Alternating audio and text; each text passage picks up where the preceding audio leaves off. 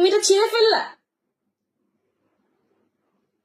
জামা থেকে খুলে যে তুমি ছিঁড়ে ফেললা? কেন ছিঁড়লা তুমি এটা? এটা মার জামার জিনিস না? তুমি এটা কেন ছিঁড়লা? তুমি এটা কিভাবে ছিঁড়লা বলো?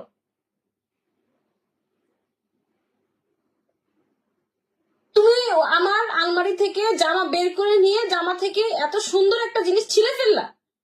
মা এখন কিভাবে জামাটা পরবো বলো? অপরাধ করছো? তুমি যে এখন এই যে এটা ছিঁড়ে ফেললা, আমি এখন এই জামাটা কিভাবে পরবো?